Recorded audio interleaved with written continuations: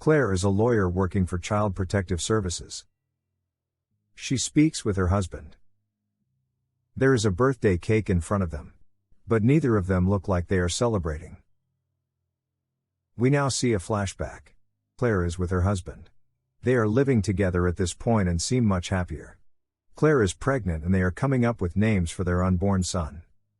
Back in the present, she's mourning a gravestone. She wishes it a happy birthday. We learn that it is her son's grave, who has passed away. She places a toy on his gravestone as a birthday present. Claire is back home. She is clearly upset by the memory of her deceased son. Claire is completely emotionless as she prepares dinner and gets ready to end her day. Suddenly, she sees a man sitting across from her on the dining table. She's shaking and frozen in fear. The stranger clutches his neck, and he appears to be in a lot of pain. He speaks to Claire as if she is someone he knows. Finally, the man bursts into tears, and vanishes, only to reappear next to her, holding her hand. He begs Claire not to leave him. Claire runs and the man releases his neck. The wound begins bleeding and he yells out in pain. The next morning, Claire is reading a case file in her car. It's the file her boss gave her. She reads through the disturbing details of parental mistreatment and prepares to interview the parents. She walks up to an ominous-looking home. A little girl looks at her through the window. Claire knocks on the door and the father eventually answers. He almost immediately dismisses her until she announces herself to be working for the CPS. He lets Claire in and directs her to the living room sofa. The family eats dinner at the dining table, but Claire asks them questions from the sofa. There is a lot of distance between them. Their daughter, Sophie, is completely silent throughout the questioning. The parents are answering the questions normally and respectfully, until Claire asks about the cut on Sophie's cheek. The mother says that Sophie fell off her skateboard, but Claire is suspicious. She says she needs to speak with Sophie alone now. The parents leave the table. Claire gets up from the couch so she can sit next to Sophie. Claire drops the professional act and tries to be friendly with Sophie. It is clear she has had a lot of experience with children. Sophie finally speaks. She asks Claire if she will be separated from her parents. But Claire reassures her. She finally asks Sophie about the cut on her cheek, and the bruises she saw on Sophie the week before. But Sophie simply says that she is learning how to skateboard and she falls often.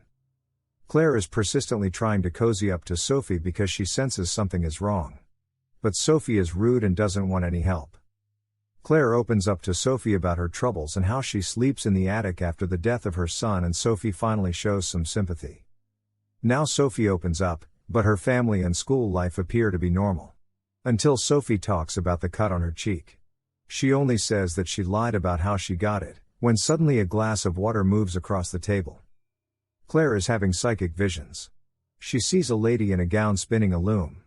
Then, she sees her hands with puddles of blood forming under them. She is mortified and unable to move. She turns her hands around to find cuts on her arms. Claire snaps out of it and Sophie looks at her like a crazy person. Claire goes to the parents and asks them about these anomalies. The woman Claire saw on the loom haunts this house. Turns out that Claire can see ghosts, it's why she keeps hallucinating. The parents say that it began with the lights, then the furniture began moving, and then the ghost began hurting Sophie. Claire has a dream. It's a memory of her son. She remembers helping him do homework. She gets up to walk to the kitchen, when she is suddenly frozen by fear. She sees a grotesque, ogre-like old woman staring at her. She stands frozen for a moment. Her son is confused as to what Claire is looking at. The creature screams loudly and Claire rushes into the kitchen. She takes her pills. We see Claire on the floor. She has had too many beverages. She clumsily knocks the bottle over and ruins her nice wooden floor. She goes to the bathroom and takes more pills. She sees a wound on her shoulder that wasn't there before. Claire is called by the school. The school administrator is fed up with Sophie's parents. She is convinced something is not right because Sophie is constantly showing up with injuries. But she can't tell the administrator that a ghost is haunting them because then she would appear insane. Sophie is listening to music in her bedroom. She is looking at photos and having fun as a child should. But she notices the door handle jiggle and becomes startled. We suddenly hear a struggle, and screams. The ghost has locked Sophie in the closet and has barricaded the door. We also hear Sophie's mother screaming. Claire is called back to her boss's office. He wants her to close the case. Everyone thinks the parents are hurting Sophie, but Claire knows the truth. Sophie and her family have dinner at the table. The mood is very tense. The parents are hardly on speaking terms because of the father's infidelity. Sophie annoyingly taps her fork on the table, which drives her mother crazy. Finally, the mother grabs Sophie's arm and tells her to stop. The ghost doesn't like this, and it grabs and twists the mom's hand. The steak knife begins spinning on the table. Then it becomes upright. The mom's hand slams through the knife. The father is freaking out and wants to take her to the hospital, but she doesn't want to. Because of the rumors going around, the mother is worried that people will suspect that he tried to stab her. But they eventually go to the hospital and the mother calls Claire from there. She begs Claire to help them. She says that since Claire can see the ghosts, maybe she can communicate with them. Claire is not confident, but she agrees to try to help the struggling family. Claire goes back to Sophie's home. She tries summoning the ghost haunting the house. She closes her eyes, and slowly opens them. She begins looking around like a crazy person. The parents silently watch Claire. Claire climbs up the stairs and walks around the halls. She sees the loom and the ghost spinning it. The ghost approaches Claire. The ghost shows Claire her cut wrists. The ghost took its own life when she was alive. Claire asks the ghost to leave Sophie alone, but the ghost is unresponsive. The ghost attacks Claire, and Claire finally learns who the ghost is. She used to live in this house, and she murdered her husband, child, then herself. Claire is on the ground, and Sophie's parents call an ambulance for her. Claire wakes up in the hospital. Her husband is also there to keep her company. He asks Claire what happened, but Claire doesn't tell him. He leaves. After returning from the hospital, Claire meets back with Sophie. She's being taken away because the case has been closed while Claire was in the hospital. Claire argues with her boss, but he shuts her down because she passed out last time she was handling it. She begs her boss, but instead of hearing her out, he fires her. Claire cries and freaks out in her car. She drives out into a field and walks through it. She sees her son. His back is turned towards her. They sing a song together, and her son vanishes. It turns out he died in a hit and run. Claire then dumps all of her pills down the drain. She is no longer hiding from the ghosts. And for the first time ever, she makes her bed instead of sleeping in the attic. She calls her husband. She's finally ready to open up.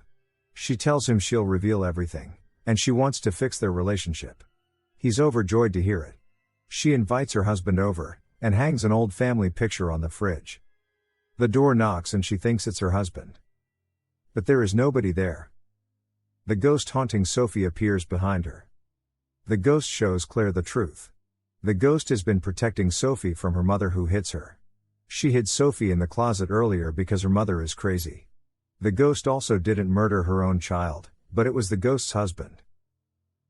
Claire rushes back to Sophie's home. She climbs up the stairs and sees the ghost at the top. She hears the mother and husband having a loud argument. The mother has a gun. Claire tries to talk her down.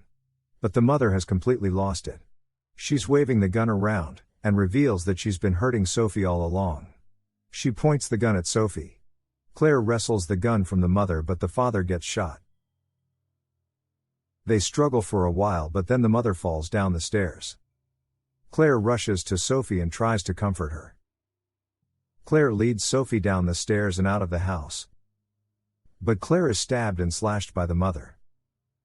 The mother has gone completely insane and she tries to murder Claire.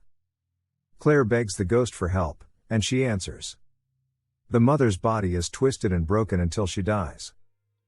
Claire is face to face with the ghost and they share a look of understanding. The ghost disappears and her spirit is set free. Claire's husband arrives at the scene and calls the ambulance. He finds his wife on the ground, bleeding and unresponsive. He cradles her and tries to revive her.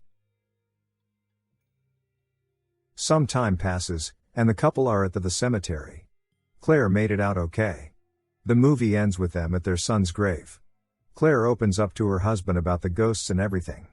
They finally begin to mend their relationship.